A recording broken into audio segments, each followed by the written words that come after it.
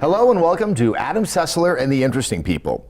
Today we're speaking with a gentleman who I feel I share a kinship with in that he's a critic, but it's what he evaluates that really distinguishes him: cars. Dan Neal won the Pulitzer Prize for Criticism in 2004 while writing at the LA Times, the first ever for an automotive critic. He currently writes the Rumble Seat column for the Wall Street Journal. Dan, thank you so much for joining us on the show. Thank you, Adam. Nice to be here. So I think I first have to ask, how does one realize that their calling is being an automotive critic? I mean, a lot of people like cars, but to know that you have the powers of articulation to explain why a car is good or bad or exciting. Well, the truth is that I wasn't really sure I could do any of the work. I just wanted to go fast and travel to exotic places. And really it is the ultimate guy's job. And the one thing I've learned in this is that many people would just cut my throat to take my job. So I don't wave it around. So how do you establish yourself? Because it just sort of occurred to me that you develop a relationship with a car company. They're giving you not just a very expensive, in many cases, car for you to drive, but one that's typically not even available on the market yet. How do you develop that level of trust with the automotive manufacturers? Don't wreck them. Hugely important. A long history of minimal crashing. No, but I have crashed a few cars. My first big crash was in the first year I was doing the job. I had a Corvette ZR1, and I took it off the road at about 110, and it was a bad accident, and it spun out and broke into a million pieces. And I was sitting in the chair in the dirt, still strapped to my seat, in the dirt with the engine over there. So I thought that was pretty much the end of the experiment. And but General Motors had this amazing reaction. They said, Ninja, crunch all you want, and we'll make more. How? I mean, okay, just kind of making that phone call, saying, hey, that car that you gave me, it's not there anymore. Right, and the ZR1 was had the exotic 400 horsepower Mercury Marine engine. There was only a few hundred made, and I completely trashed it. All they wanted actually was the engine back. They sent a truck for it, and they only took the engine. The rest of it they left kind of in the field. But really, I mean, I had a background in art history and design. So that's where I started writing about what cars look like and how they behave. And then of course, when I was a kid, it was all about cars. Until I was about 16, that was my obsession. Now, you started to make a name for yourself for Good Oriole in 1997. You were writing in Raleigh, North Carolina.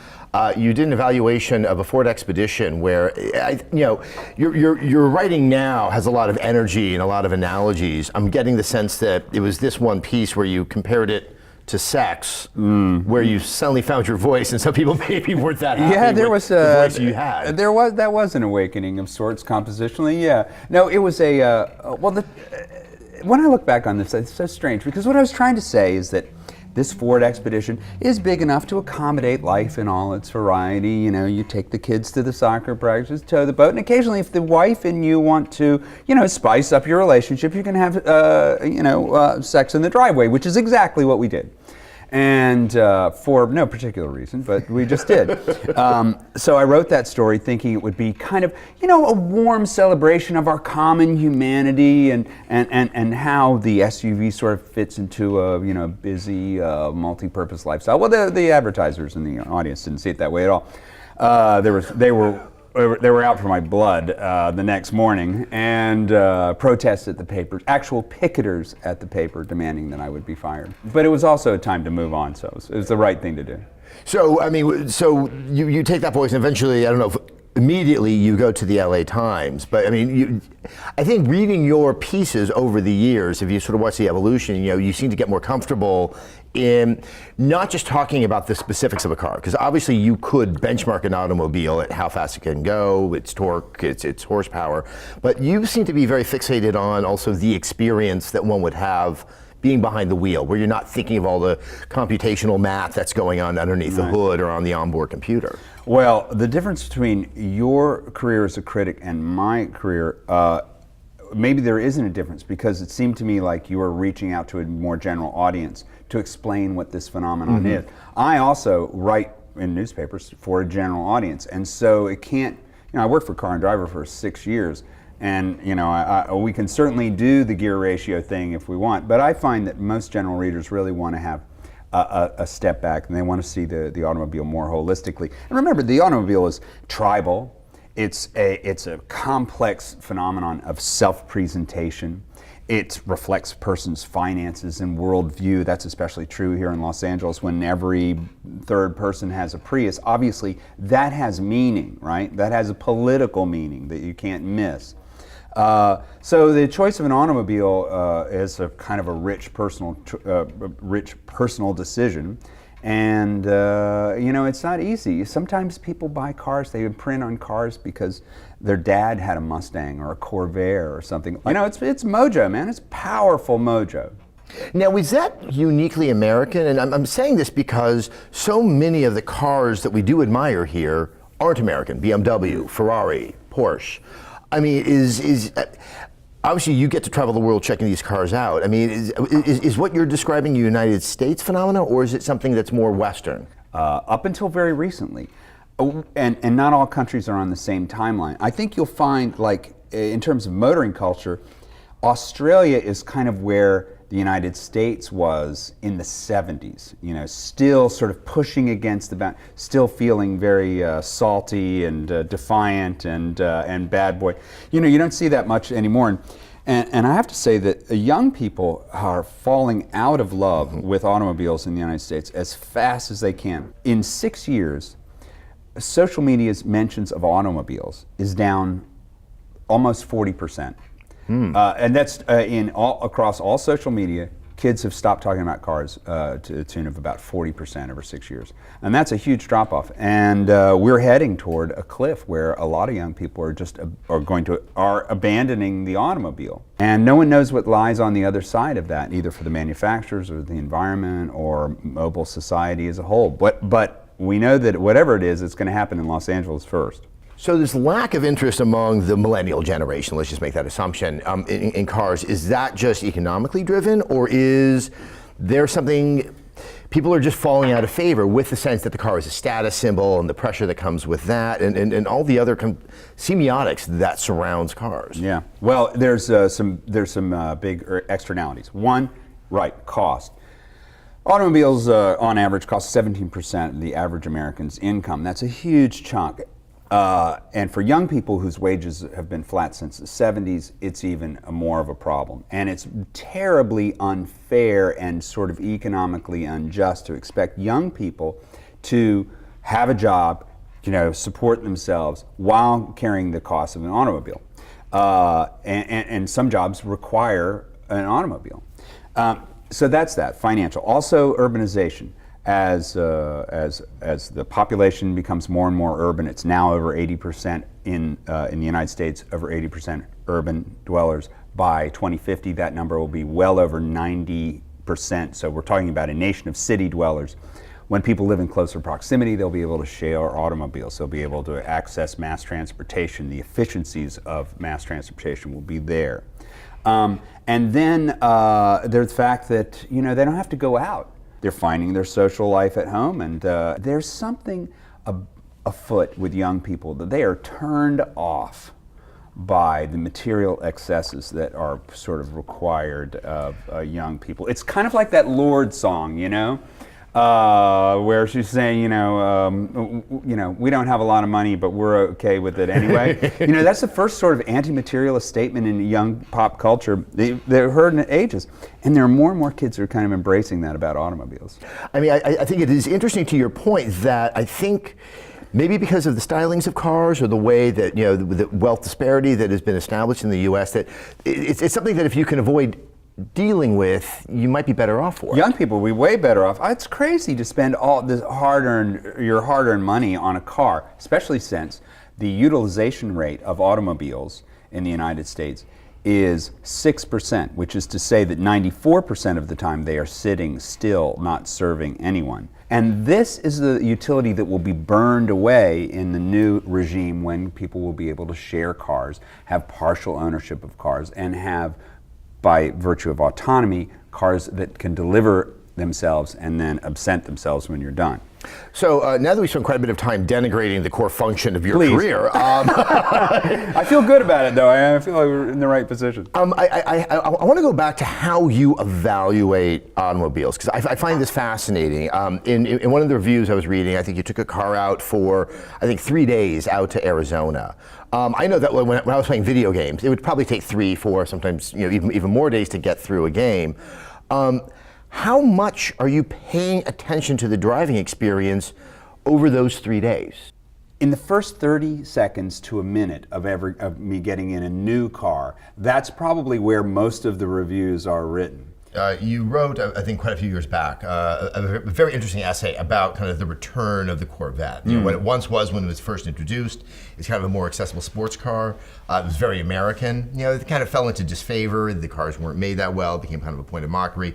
And then it suddenly had a resurgence. And not just specific to the Corvette, but how have you been able to sort of track America's identity or cultural shifts through the designs and the popularity or the lack of popularity for certain types of automobiles?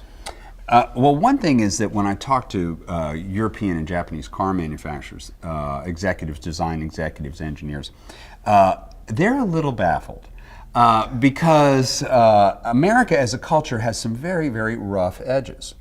And yet, America is also a place where Silicon Valley is, and all this entrepreneurial genius has been allowed to flourish. And they look at that with a great deal of envy.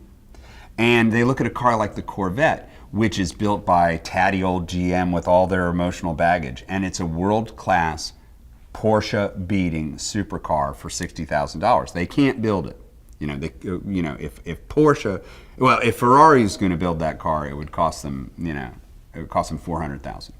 So so when people overseas, technocrats overseas, look at America, they see American culture with this love of sort of deep, hardcore ignorance, and also this celebration of entrepreneurial brilliance. They really don't know what to do about it.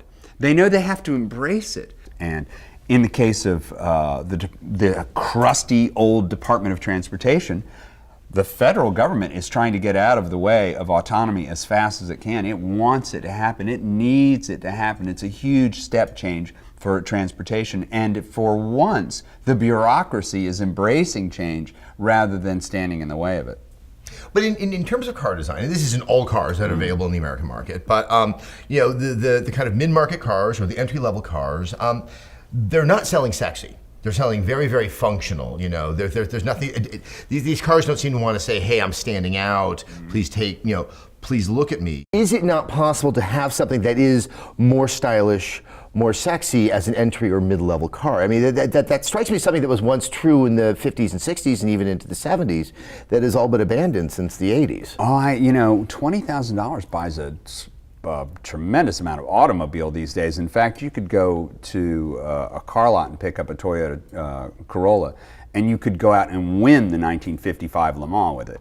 Look at a Mini Cooper. A Mini Cooper, which came out 15 years ago, extremely successful, hugely sexy. Everybody loves it. And you can buy a good one for $22,000. You can buy 250 horsepower Golf or VW Golfs for $20,000, and they're crazy fast cars. There's faster than most people could ever access safely, and then on the other end, you have your Lamborghinis and stuff like that. There's still kind of setting the bar. So I think one of the more recent I think where a car definitely had sort of a sense of debate and a sense of cultural divide was not just the SUV, but really its apotheosis, which was the Hummer. Yeah. Do you see this happen frequently? I mean, like when that moment was there, gas wasn't completely cheap. It was still pretty expensive, and this thing was guzzling it.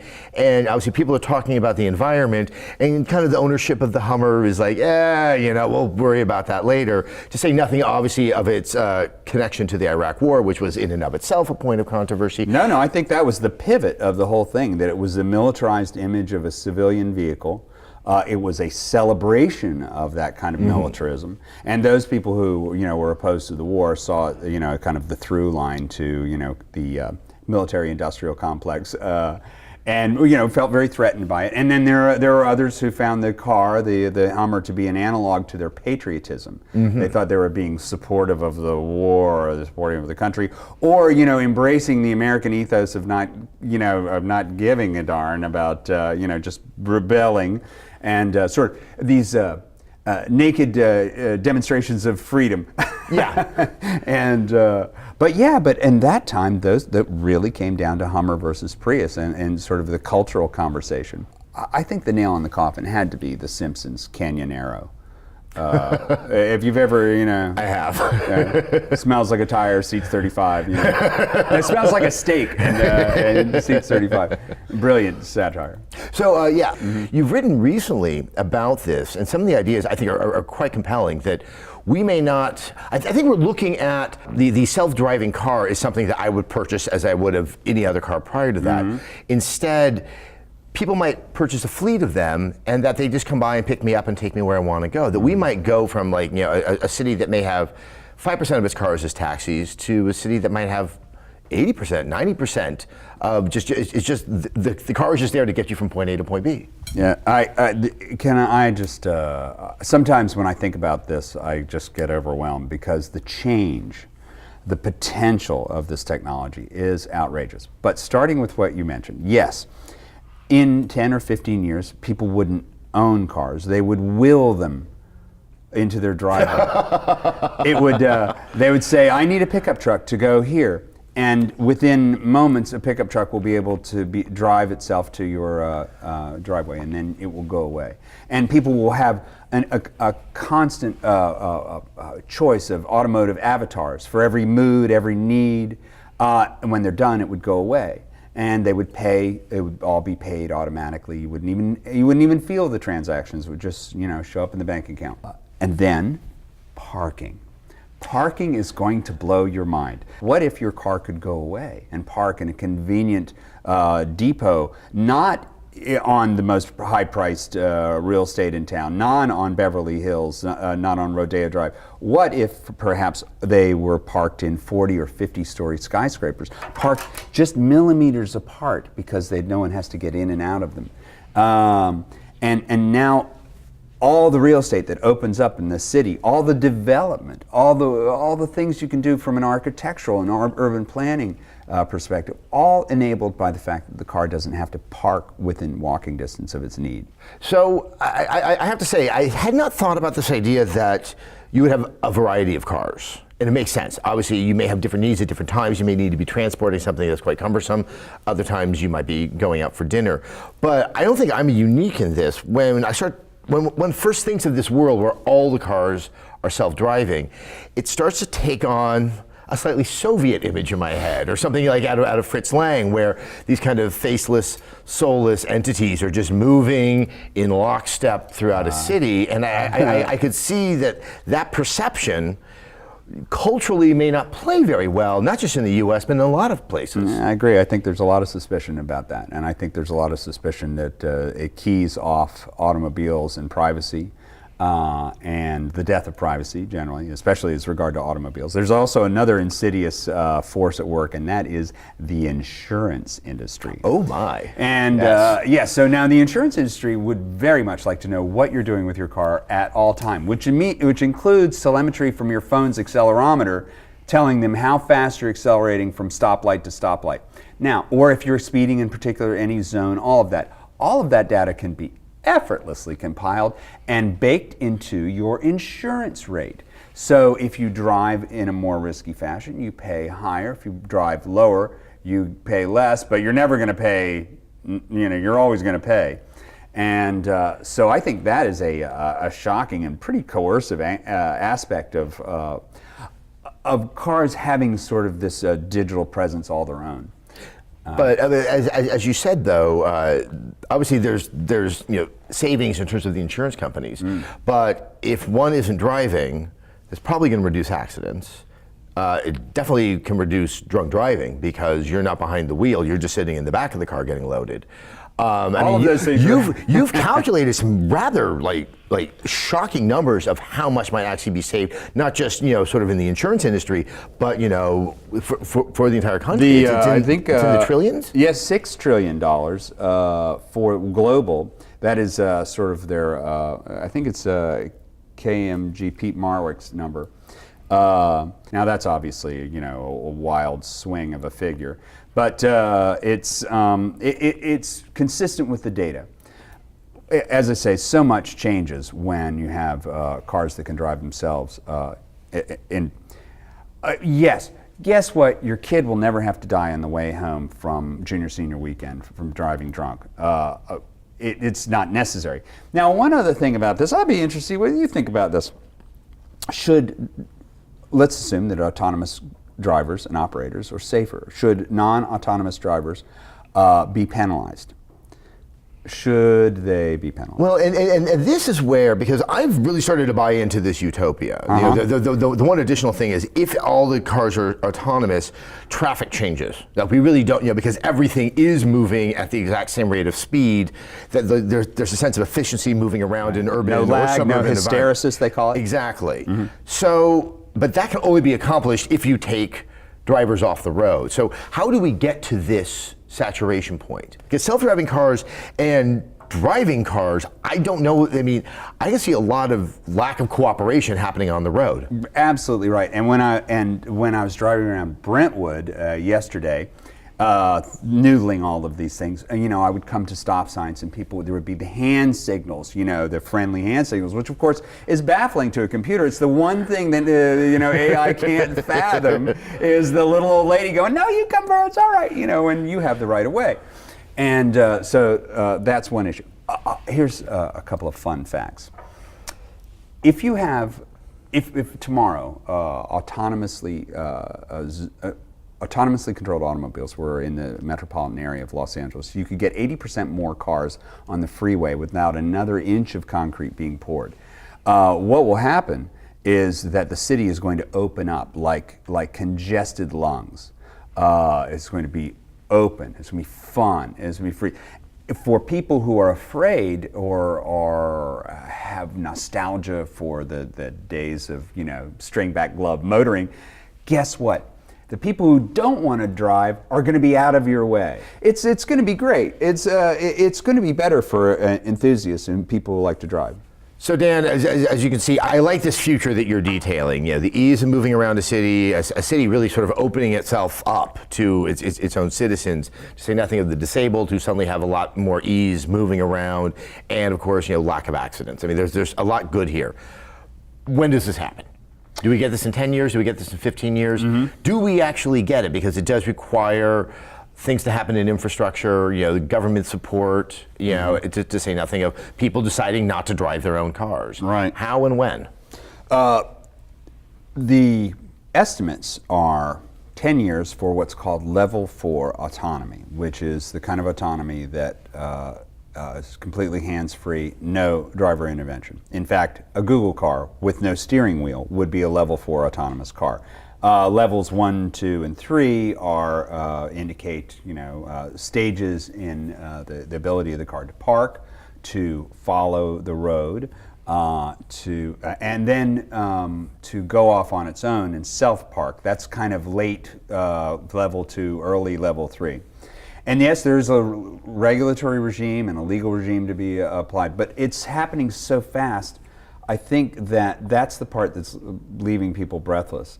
The technology, the ability to put computation on automobiles that can do this kind of work, and the building of the virtual world by these cars.